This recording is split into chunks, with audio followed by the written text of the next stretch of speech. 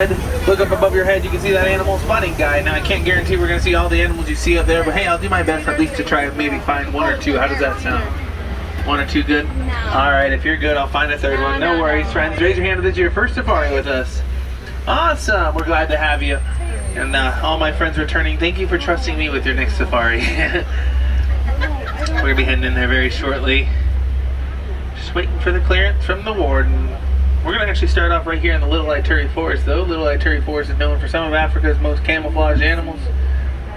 Go ahead and just stay seated for me. The roads out here in Harambe are known to be very bumpy, just because they're unpaved roads. So as we head on through, go ahead and just stay seated. But like I said, some of the most camouflaged animals we find right here in the Little Ituri Forest. They rely heavily on that camouflage to keep them protected away from their predators. So as we head on in, go ahead and keep your eyes peeled. We might be able to find one or two. Actually, right on the ridge over here to the left, you're going to be able to see two of them. It's the darker color animals. Those are known as the bongos. Now, unlike the bongo drum that's very loud, bongos are known as the ghosts of the forest. They're very quiet animals. Their horns actually fold on back to their head while they run to make sure that they don't get very tangled up in the bushes. Now, laying down there to the left, those are like a lighter tan color. That's known as the greater kudu. They're very tall animals, able to get up to a whopping 55 inches from hoof to shoulder. And on the right over there, you're going to be able to see the okapi. Now, I know they look like they're related to the zebra because of their stripes on their hindquarters, but actually they're the closest and only known relative of a giraffe. They have a giraffe-like skull with a prehensile tongue used for grabbing leaves, branches, brush, and bushes. What's interesting about their tongue is it's about 14 inches long, able to reach their ears if need be.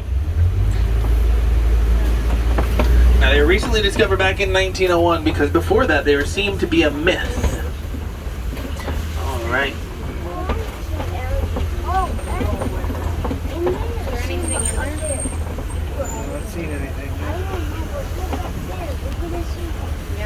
Over here on the left, you're going to be able to see a very large animal, but just get kind of shocking because it's actually the smallest of its kind.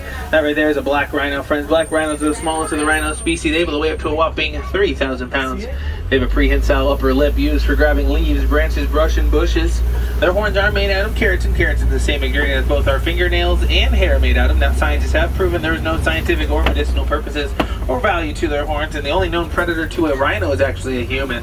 Now, sadly, there's less than 5,000 of any type of rhino left out in the wild due to the hunting and poaching of these animals for those horns. Now, on the left over here, standing up right now, those are known as the saddlebill stork. Saddlebill storks are a very large bird. They get their name from the yellow saddle that sits right above their bill, giving them the name the saddlebill stork.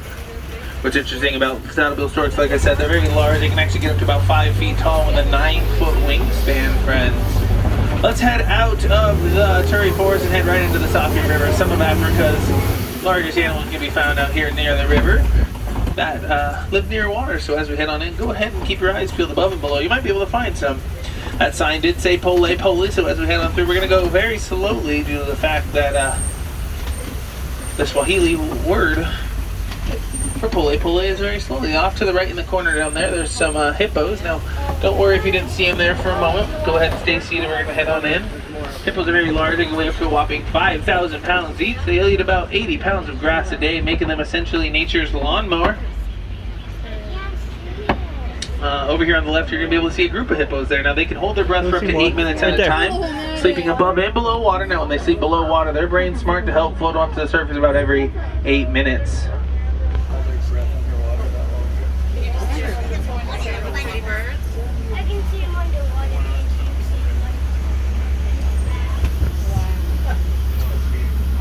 Looks like it's kind of breakfast time going on over here.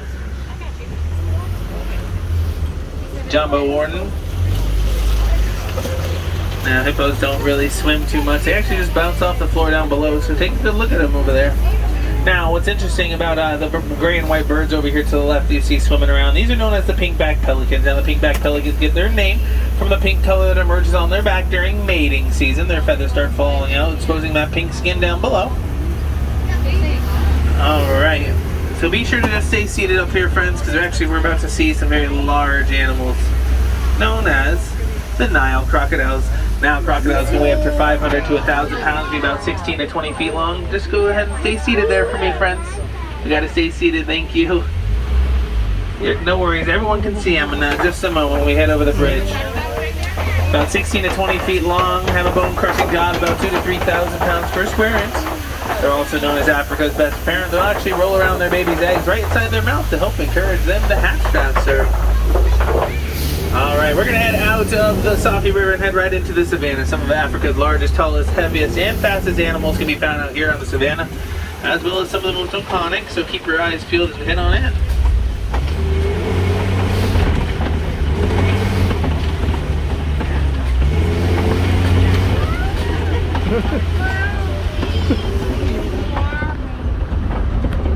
But before we do so, go ahead and look off to the right hand side, friends. You're going to be able to see the baobab tree. Now, baobab trees have a couple different names, one of them being the upside down tree, because to you and I, they kind of look like they were planted upside down with the roots exposed at their top. Don't let it fool you, friends. They can go about 9 months out of the year leafless. It's also known as the tree of life. It can hold thousands of gallons of water right there inside its trunk. Now, animals like to use that tree as a source of hydration during hot days and drought season. Now we're actually heading right into the savannah. Look off to your left. This is my favorite view of the whole savannah. Don't worry, friends. We're going to get closer to all those animals you see out there in just a moment. But go ahead and keep your eyes peeled, because as I make this turn, you're going to be able to see a couple of them right off the bat.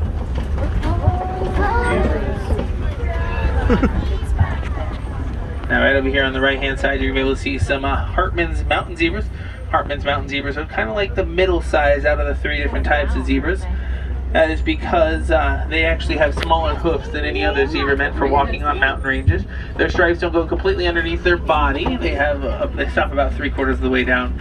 And lastly, they have what's called a dewlap. A dewlap is an excess amount of skin that you can see right there underneath their neck. By doing so, it actually is able to help cool off the animal during a hot day. If you look right against the tree over there, that's a little baby that was born in the last couple weeks right here in the reserve. Oh. And do take a look at how high these trees are groomed up underneath. Now that's a good sign that maybe some of the Africa's tallest animals have been through here recently. Now giraffes are very tall. They can actually reach the top of the trees that you see right here underneath. Now what's interesting is the largest giraffe in the area will groom up the trees as high as he can reach. So it's a pretty large one that's come through here recently. Once again, just do be sure to stay seated up here. There's going to be a break in the fence so we can kind of see you guys, give you a good glimpse of them. There's a couple over here to the left. So on the left here, you're going to see Africa's most successful predators, known as the African wild dogs. African wild dogs are known to have a 90% success rating.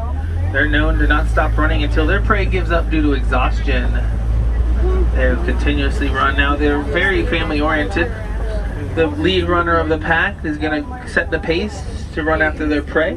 And when he gets a little bit tired, or she, they'll actually start falling on back, and they'll become the last person, the caboose. As I make this turn, look off in the distance to the left over there. You're going to be able to see a very brave and fierce animal, actually the most brave and fierce animal in the savannah, known as a sable antelope. Sable antelopes are known not to back down to a fight. They're one of the only animals to stand up to a lion and walk away winning. They're also the official emblem of the Harambe Wildlife Reserve for brave and fierce.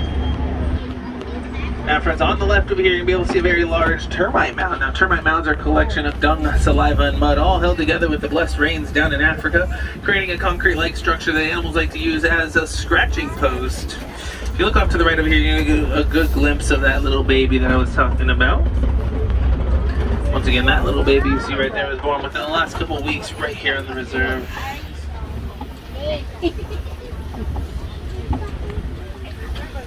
Now that baby within the first hour is able to walk, because out in the wild, if they don't do so, they could be more susceptible to prey.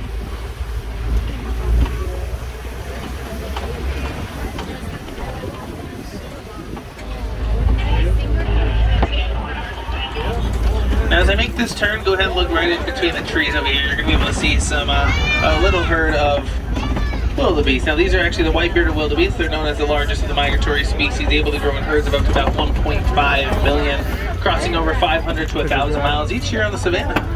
They have built-in scent glands right into their hoofs to help find their herd if they're ever to get lost, as well as a baby being born during migration has 15 minutes just to get up on their feet and walk in, or they could be left behind by the herd. That herd of 1.5 million does not stop for anyone, let me tell you. Now on the right, walking around, that's a large Maasai giraffe. Maasai giraffes can grow up to about 18 to 20 feet tall. Now what's interesting about Maasai giraffes is they're a little bit different than a reticulated. A reticulated giraffe has very cut lines and sharp corners, where a Maasai giraffe has very odd shaped patterns and sizes. We'll talk more about giraffes in a moment, but as I come up here on the ridge, there's going to be 3 animals I want you to look at. That large tree straight ahead, there's going to be a s'more color animal that looks like a graham cracker top with a chocolate center and a marshmallow bottom. That's known as a springbok. Springboks are able to jump from up to about 8 feet in the air as well as 13 feet forward. The large cows you see off to the right over here, these are known as the Ankoli cattle. Ankoli cattle's horns can grow 3 to 4 feet on each side. They have a honeycomb-like structure on the inside to cool them off during a hot day, since there's blood vessels that run up and down, making them fairly light. Also on the ridge, next to those very green bushes, I know it's hard because everything is green out here, but you're going to be able to see 2 animals. Those are actually known as the Patterson's eland. Patterson's eland are the largest of the antelope species, weighing up to about 2,000 pounds. Now, the large giraffes you see over here, they have a very, very long tongue. It's about 20 inches long, about the same length of the child's arm. It's prehensile, used for grabbing just about anything they need. They can use it just like a hand. Now, what's interesting about their tongue, it's a perfect shade of purple, because if it was any other color, it'd be more susceptible to sunburn, since it spends more time out of their mouth than in. They'll eat for about 23.5 hours a day and only sleep for about 30 minutes. There they are off to the right. Might get a glimpse of that large tongue I was telling you about. Now up ahead I do see some dead trees. Now I know you didn't come on the safari today to see dead trees, but actually it's a good sign that some elephants have been through here recently. Elephants use their large tusks to help mow over dead trees, clearing the ecosystem, providing a home for smaller animals as well as promoting plant growth. So as we head on through, go ahead and keep your eyes out. I actually can see 2 of them so far. Now I think those are African elephants. Yep, I'm almost positive, just because, well, one, we're currently in Africa, so it's a good chance those are African elephants. Also, their ears are in the perfect shape of the continent Africa. So as we head on through, go ahead and take a good look at those ears. Those ears do serve a purpose. They don't flap them back and forth to show off, as well as take off like dodo, but they'll actually flap them back and forth as a natural form of air conditioning. There's blood vessels that run up and down those ears, so by flapping them back and forth, they can reduce their body temperature about 15 degrees. These African elephants are actually the largest of the elephant species, able to weigh up to a whopping 13,000 pounds. There are tusks that you're going to be able to see maybe in a moment. If not, there might be more we can see. Oh, they're hiding perfectly right behind that tree, but no worries, friends. But those tusks are made out of ivory. Ivory is the same ingredient as both. Very famous in the Oriental trade. About every 15 minutes, I meant to say, is about every 15 minutes an elephant is poached out in the wild due to the hunting and providing for the demand for that ivory trade. Now it's a supply and demand type of relationship. If we ensure that, you know, we're stopping the demand for ivory and ivory carvings and anything made out of ivory, we're able to ensure that these elephants will be here for years to come. Now friends, we're actually heading into the next part of elephant country, because up ahead I do see some red clay. Now red clay pits are a good place to find elephants, because elephants use their large tusks to help kind of soften up the red clay, and then they eat it as a natural form of vitamins and minerals. Now I don't recommend us as humans going up to a side of a mountain taking the chunk out, but hey, elephants do it and they actually work very well for them. But actually on the right hand side over here, it looks like we had some come through here recently. Look at those large tusk marks. Wow. Alright. We might be able to find, I do see one up ahead, so that must have been one of the ones that left the large tusk marks. But because of the growth of civilization out in Africa, elephants are pushed out of their natural habitat, more closely coexisting with humans. Now that being said, farmers are getting upset. Elephants are getting in trouble with the farmers just because they're coming through, destroying their farmland, as well as eating their crops. So they reach out to the Disney's Conservation Fund to find an alternative. We're able to study the exact herd that you see here and found that elephants are scared of a small animal just like you and I. Does anyone have a guess what that might be? It goes bzzz. Bees. Elephants are scared of bees just like humans. So we were able to take with that knowledge and actually spread it out to the farmers. Say, hey, put up a fence line of wire, attach a beehive every so often. Now anytime an elephant comes near, it'll rattle that wire, sending a shockwave up to the beehive, releasing the bees, and in return saving the elephants. Now they've scared off and actually onto their own territory where they're not so close to humans. Now that's just one form. Now actually you guys are getting a good little example of what's going on. That large trunk you see right there is actually able to hold up to about approximately 5 gallons of water. So by throwing him like that, he's able to actually give his skin a nice coating of sunscreen, or even like kind of cooling his body off. Just that mud and water is able to kind of protect their skin just from the sun. We'll hang out here for a moment. Take a good look at that. Now these two right here, these are 2 teenage boys. Now just like teenagers and humans, what's interesting, we see something? Oh, there's the s'more animals off to the right. But just like teenage humans, animals like to rough around. So these teenage boys right here like to assert dominance over each other, and you'll see them start to roughhouse and whatnot. The other day we actually saw one of them holding a bamboo stick and was whacking the other one with it. It's kind of interesting to watch, let me tell you. Again, like I said, they are 2 teenagers, so can't really put a point on what they'll be doing or whatnot. So let's keep on heading up. But on the left over here, I see some large birds. These are known as the greater flamingos. Greater flamingos are very large animals. They can get up to a whopping 5 feet tall. Now they get that pink color from eating brine shrimp. Brine shrimp's high in beta carotene, and beta carotene, of course, is vitamin A. They start developing that pink color after about a year. And they, actually, if you look closely, there's some babies. Now, there's my little s'more friends off to the right. You guys kind of get why I say s'more. They kind of look like a s'more.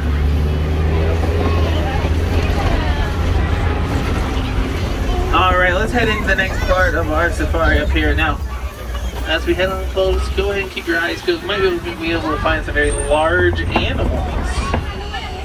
That is because mud wallows are up ahead. Mud wallows are a good place to find those large animals because the same reason why hippos use water and elephants throw dirt and mud like you saw back there on their back. Rhinos like to roll around in mud wallows. By rolling around in a mud wall like you see off to the left right over there, they're able to give their skin a nice exfoliant as well as a nice form of sunscreen. Also, it helps cool them off, but by giving them that nice form of sunscreen, they're able to protect their skin from the beating sun. Now, parents, I know you might have some trouble putting sunscreen on your kids. Go ahead and just draw up a mud wallow for them. Throw them in there. It'll do the trick right away for you. As I come up here, it's going to be kind of hard to get those binoculars you got out. Not going to be too hard, but just kind of zoom on in a moment. On the left-hand side, keep your eyes spotted, I should say. Spotted is a good word. Because laying down around the corner in just a moment, you'll be able to see them. Unless they moved away where we can't find them. There's one. Right out there in the distance, there's 2 I see so far. Those are known as cheetahs. Cheetahs are the fastest land animal, able to reach speeds up to about 60 to 70 miles per hour. They can reach that top speed in just under 3 seconds. Now they're built for speed, not power, so once they do reach that top speed, they draw back fairly quickly. They can go a couple hundred yards, and then due to exhaustion, they start falling out back. Well, what's interesting about cheetahs is just like professional sports players use cleats to gain traction while running, so do cheetahs. They're the largest of the big cat species that is not able to retract their claws, so they're continuously out. Now, while running at those top speeds, that helps gain traction. Make sure they're, not slip and sliding while they're running at 60 miles per hour.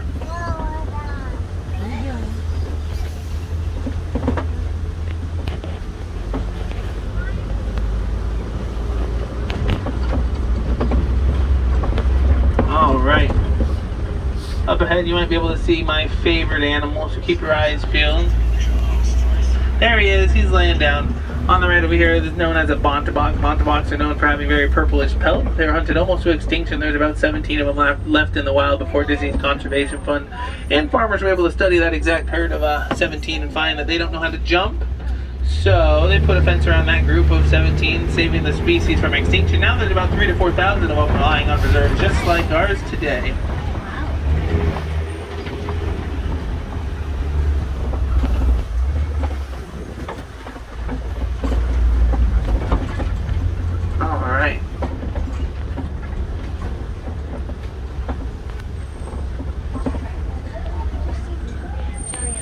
Now, as I make this turn, just look right on the other side of this fallen down dead tree you see right there. You'll see a couple tusks sticking up. They're all snuggling right there.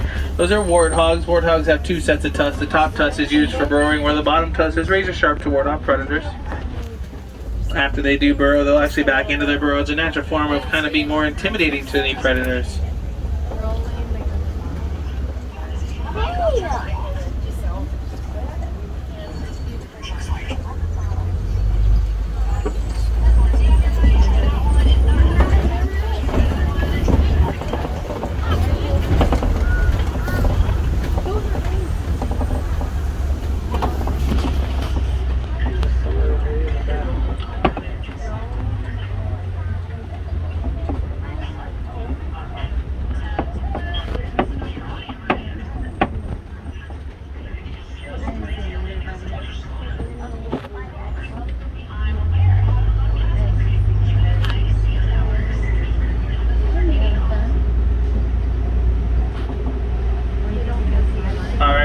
head out of the savannah, head right into the Magadi Glen. Magadi Glen is a good place to find the Warden's Post.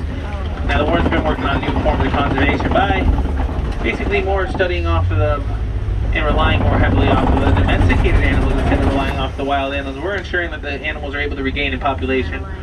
Sadly, almost all the animals that you did see today are on the verge of extinction or at least critically endangered, so they are relying on us to find new forms of conservation. I like to say that Warren just got a new security system, but they're pretty lazy because on the left over here, you're going to be able to see the Nigerian dwarf goats.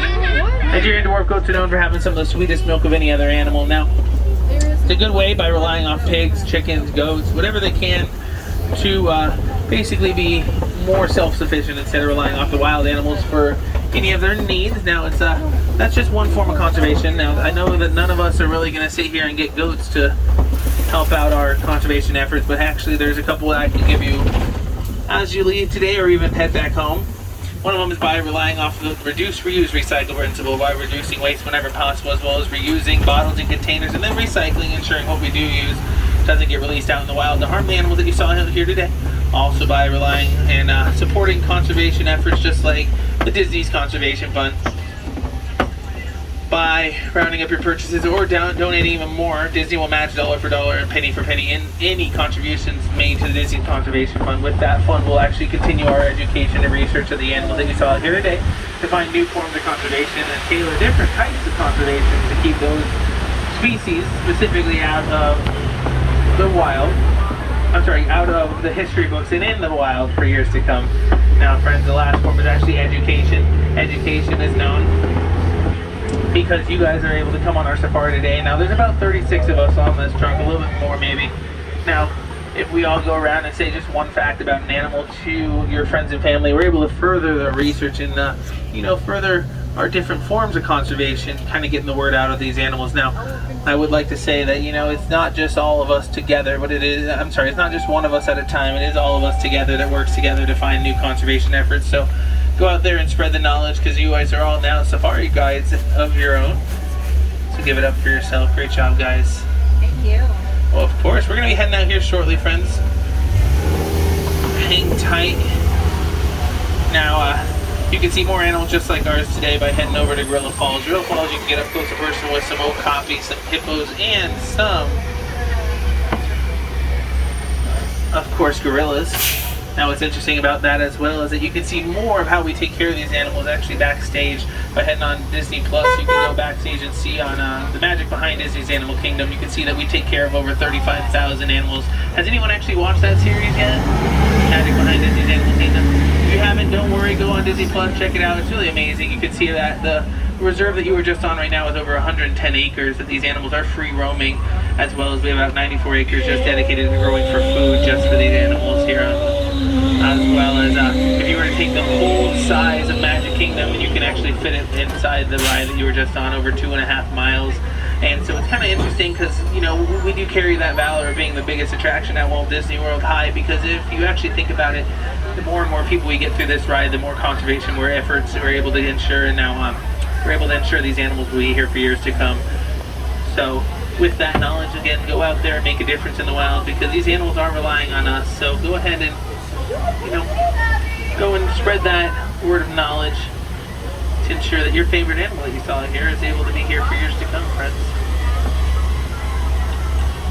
Now, friends, here in Harambe, we don't like to say goodbye, and we spent the last 21.5 minutes together, so we know that means that we're basically best friends right now. So what I'm going to say is actually the Swahili form for kind of goodbye, or more nice way of saying it, known as Kwaherini. Now, Kwaherini means go well. So as you head out of Disney's Animal Kingdom back into Orlando, or wherever you call home, just make sure you go well and go wild out there. Because here at Kilimanjaro Safari, we go wild, and now so do you. Just wait for our clearance from the Warren. We'll be heading up there very shortly, friends.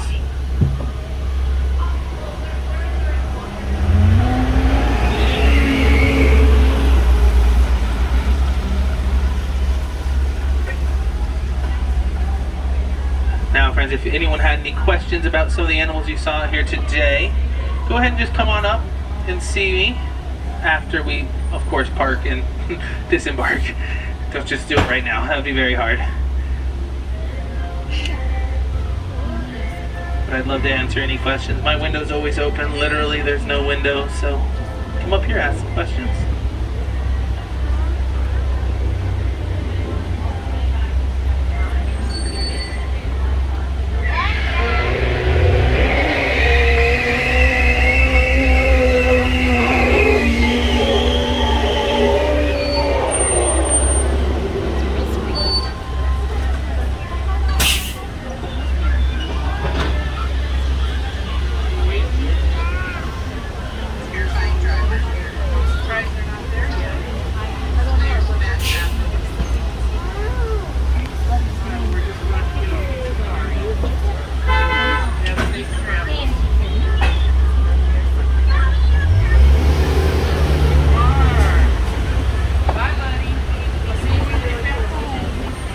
Once again, friends, Quaharini, go well, go wild, and actually go out there and make a difference.